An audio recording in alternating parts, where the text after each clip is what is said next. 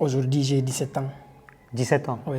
Donc tu as commencé ce parcours à partir de quel âge? Ça J'ai fait combien de temps? commencé en 2014 comme ça. Donc je suis aujourd'hui à Rabat, dans la fondation des réfugiés et orienté par le roi. J'ai fait la rencontre du jeune, il va nous dire un peu qui il est et puis son parcours. Mon frère, comment tu vas? Alhamdulillah, ça va bien. Tu vas bien? Oui. Comment tu t'appelles? Je m'appelle Idrissa Halidou. Idrissa Halidou. Je viens de République de Centrafrique. Centrafrique. Oui. Et tu es venu comment ici? Bon, dans mon pays, il y avait la guerre. On était sorti là-bas avec ma famille. Et après, on a eu quelques difficultés là-bas. Mes familles, ils sont retournés en Centrafrique. Moi, j'ai resté tout seul là-bas. Et c'est presque ici grandi là-bas, c'est au Cameroun. J'ai eu beaucoup de souffrances là-bas, beaucoup d'agressions. Donc, ça ne va pas bien. J'ai pris la décision de m'en aller en Europe. Bon, j'ai quitté Cameroun, je suis parti Nigeria, traversé Niger. Je suis parti à Libye, quoi. Libye, là-bas, on a eu trop de difficultés dans le désert. J'ai fait même la prison à Libye. On m'a arrêté là-bas en prison. J'ai passé quelques temps là-bas. Il y a une femme qui m'a aidé pour faire sortir en prison. Vu que je n'avais pas les familles, je n'ai personne qui va m'aider. Et j'ai parlé avec la femme pour après rembourser son argent. Mais c'est trop difficile là-bas. C'est difficile à Libye. J'ai essayé de monter l'eau, on m'a arrêté sur l'eau pour aller en Italie. J'ai pris la décision de quitter là-bas pour venir au Maroc. J'ai traversé par l'Algérie. J'ai eu beaucoup de difficultés en route. Quand tu as passé l'Algérie, tu es passé par la Tunisie aussi? Oui. Et tu es passé par où encore? Non, j'ai quitté l'Algérie, ici Maroc. La Libye, après je suis venu au Maroc. Tu es passé par la Tunisie? Oui, je voulais partir à Tunisie, mais après j'ai changé d'avis. J'ai préféré le Maroc. Tu as préféré le Maroc? Oui. Mais il y a beaucoup de gens qui disent qu'au Maroc, ils traitent mal les gens, les Noirs sont maltraités, les ceci, cela. Qu'est-ce que tu penses de ça? En tout cas, bisous à tous les Marocains. Moi, j'adore les Marocains. Il n'y a aucun pays que j'ai vu comme Maroc. Dans tous les pays que j'ai traversés, Maroc, c'est un pays qui donne l'opportunité à tout le monde. Il offre l'opportunité à tout le monde. Il y a les gens qui veulent faire le football, tout ce que tu veux Maroc là. Maroc, c'est un très bon pays par rapport aux autres pays. Tu comprends? Donc tu te sens en sécurité oui, ici? Maroc, c'est mieux même mon pays. Je peux dire que Maroc est mieux que mon pays. Tu comprends? On ne peut pas dire comme ça, mais par rapport à la réussite, je préfère le Maroc. Parce donc que en fait, Marocains... tout ce qu'on entend des gens qui disent qu'il y a ceci, cela, qu'est-ce que tu penses de ces gens-là? Non. Si quelqu'un te dit que oh, Maroc est comme ça, parce que la personne, il ne connaît pas ce qu'il veut dans sa vie, tu comprends? Il ne sait pas ce qu'il veut dans sa vie. Donc en fait, ils sont plus compliqués avec les gens qui ne savent pas quoi faire, qui sont dans l'illégalité, qu'avec des gens comme toi, par exemple. Ouais. Il y a des autres qui sont ici là, ils ne savent pas comment faire pour ici. Il y a même les gens, même papier pour demander d'asile là, ils ne font pas. Ils sont nombreux ici. Si tu mets là-bas à Casa. Donc tu penses que c'est à cause de ça qu'ils ne sont pas contents ici parce qu'ils n'ont pas leur... Oui, parce qu'ils ne sont pas contents, parce qu'ils n'ont rien compris sur le Maroc, tu vois. Si tu fais ton papier, même si la police va t'arrêter avec ton papier, même s'ils vont t'envoyer là-bas, ils vont vérifier les papiers après, ils vont te lâcher. Parce que les Marocains ne sont pas méchants. Donc c'est un peu comme les RAF qu'on a en Côte d'Ivoire. Quand ils arrêtent les gens, ils les envoient à la police, ils vérifient leurs papiers. Si c'est bon, on les laisse partir. Oui, mais est-ce que par hasard, ce ne sont pas ce qu'eux, ils disent à leurs frères qui sont là-bas, là, qui fait que nos frères en Afrique pensent que nous, les Marocains sont comme ça, comme ça, comme ça? Ou bien les Arabes même en général? Bon, en tout cas, je sais que par rapport à ce que moi j'ai vu à Libye, j'ai vu en Algérie, avec ce que j'ai vu ici au Maroc, ce n'est pas la même chose. Le Maroc, c'est un très bon pays. Vraiment, c'est un pays accueillant. C'est un très bon pays. Donc ça confirme en fait mes pensées, mes avis sur ce que je disais tout le temps. On accuse toujours les gens. C'est toujours les personnes chez qui on vient foutre n'importe quoi, qui veulent nous rattraper pour nous mettre droit. On les accuse de tout, de faux, pour se cacher de nos bêtises. Et ça, c'est un exemple encore palpable qui est juste à côté de moi, qui vous dit et qui vous prouve que c'est la réalité. C'est la réalité. Le Maroc, c'est un très bon pays. Les Marocains sont très gentils, les Marocains. Ils sont très gentils. Bien sûr, partout dans le monde aujourd'hui, partout où tu vas partir dans le monde, il y a les gens qui sont méchants. C'est vrai. Hein? C'est vrai. Mais ici, c'est un pays que tu peux réclamer ton droit. On peut t'arrêter, un Marocain peut te faire du mal, tu peux aller réclamer ton droit au commissariat. Tu vois? Et tu as tes droits. Oui, tu as totalement. Si tu as droit, ils vont te donner ton droit, ils vont te donner raison. Et ils vont donner ton droit à un Marocain qui t'a fait du mal. C'est comme ça, tu vois, c'est partout dans le monde. Voilà. Donc un conseil à tous ceux qui pensent que la vie c'est comme ça, il faut écouter ce que les gens qui sont là vous disent et non pas ce que les autres vous racontent dehors. Non, ça, c'est un cas palpable. On est là depuis 2023, ça fait un an.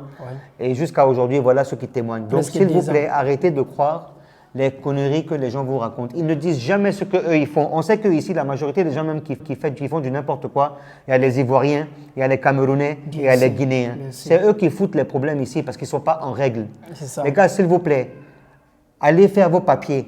Il y a les gens qui, si tous ceux qui vont gagner l'argent, ils vont aller fumer les assises, ils vont rester en route comme ça. S'ils voient quelqu'un comme moi, comme ça, là, qui n'a pas la faute, ils vont venir agresser. Vous voyez? Tu vois, ils vont prendre tout ce que tu as. Même quand les autres, notre frère, même propres frères ici, ils sont là-bas en forêt, surtout les Guinéens et des Camerounais, des Ivoiriens, que, comme tu as dit là, ils sont là-bas en forêt. Quand l'enfant il va venir ici marcher en ville, il va taper salam, et il va trouver l'un de transport pour aller essayer d'entrer en Europe là. Et ils sont là-bas dans les forêts. Il y a un Jabal Moussa, un endroit appelé Jabal Moussa, ils sont là-bas. Quand tu viens seulement, ils vont te déshabiller, décharger tout ce qui est dans chez toi. Téléphone, l'argent, la nourriture, les crochets, ils vont te rien laisser avec rien. En plus, c'est eux qui vont tous les jours critiquer, parler des mal. Tu vois? Donc, je pense que vous avez ici des exemples qui vous ont été donnés. S'il vous plaît, croyez pas en tout ce que vous entendez. Il y a beaucoup de non-dits. Il y a beaucoup de choses qui sont dites qui sont fausses. On veut toujours jouer la victime. Arrêtons de se victimiser. Soyons dans les normes. Faisons les papiers qu'on doit faire pour vivre dans un pays où on veut rester. Soyons réglo, faisons pas de problème. Oui. On n'aura pas de problème avec quelqu'un. Chaque pays a les droits, ils vont devoir appliquer leurs droits. Si tu viens ici, moi je suis venu ici au Maroc et en Algérie, pourquoi je n'ai pas demandé les papiers, les demandeurs d'asile? Parce que ça ne se fait pas là-bas. À Libye, ça ne se fait pas. Mais ici au Maroc où tu as pu faire ça. On donne les... Ici, là, c'est un pays qui accueille tout le monde. Donc, vraiment, merci beaucoup à Roi Mohamed VI. En tout cas, vraiment, bon roi. Merci beaucoup au roi. Merci beaucoup à tout ce que le roi fait pour nous, pour tout le monde. Parce que ce n'est pas facile de prendre en charge tout ce nombre de personnes. Je pense que vraiment, il fait beaucoup. Et je lui dis encore merci beaucoup au roi. C'est que le dernier mot que je veux dire à tout le monde, partout dans le monde, il y a les gens qui sont méchants et mauvais. Même ici au Maroc, il y a beaucoup de jeunes qui font dans les conneries. Les jeunes marocains qui font l'agression, qui font beaucoup de choses qui sont mauvais. C'est comme tous les autres pays. Je ne vois aucune différence par rapport à tous les pays que j'ai fait. Mais il y a aussi les gens, les bons gens, les bonnes personnes qui ont le foi de Dieu, qui aident les gens, qui cessent à comprendre et à écouter les gens. Aujourd'hui, s'il n'y avait pas la fondation ici au Maroc, moi, je devais mourir peut-être. Parce que si je venais ici avec la maladie, c'est eux qui m'ont soigné, ils ne sont pas ma famille. Je dois être reconnaissant pour ça. Ça, ce ne sont pas ma famille. Ils ne sont pas de ma famille, ils ne connaissent pas ma famille. Mais s'ils viennent ici, ils m'ont ouvert la porte, ils m'ont donné tout. Tous les gens qui travaillent ici à la fondation, que Dieu les bénisse. Amen. Que Dieu les bénisse, que Dieu les donne longue vie, donne à tout le monde. Donc vraiment, je remercie à tous les gens qui travaillent à l'ACR, à la fondation. Et tu as quel âge aujourd'hui? Aujourd'hui, j'ai 17 ans. 17 ans? Oui. Donc tu as commencé ce parcours à partir de quel âge? J'ai commencé dans l'âge de... en 2014, comme ça. Ah, il y a 10 ans? Oui. J'étais tout petit? J'étais tout petit, comme ça. Et là, tu es là depuis quelle année? Je suis entré ici au Maroc en 2023. Donc l'année dernière? Oui, l'année dernière, 2023. Et c'est comment la vie au Maroc? Je suis entré au Maroc aussi, j'ai eu beaucoup de difficultés jusqu'à... je suis parti, c'est l'OIM, c'est eux qui m'ont orienté ici à la Fondation Orient-Occident. Je suis parti vers là-bas, ils ont dit que c'est difficile pour moi de retourner au pays vu que je n'ai pas les contacts de ma famille. Tu n'as aucun contact de ta famille? Aucun, donc ils m'ont envoyé ici à la Fondation. Je suis arrivé ici à la Fondation, on m'a beaucoup aidé ici. Tous les monde sont gentils, les gens sont aimables ici, on m'a bien accueilli. On m'a envoyé dans une maison là-bas, j'habite là-bas, jusqu'à on m'a donné l'acquis de droit, un papier qu'on appelle l'acquis de droit, un papier de réfugié ACR. Ok. Oui, on donne l'assistance financière.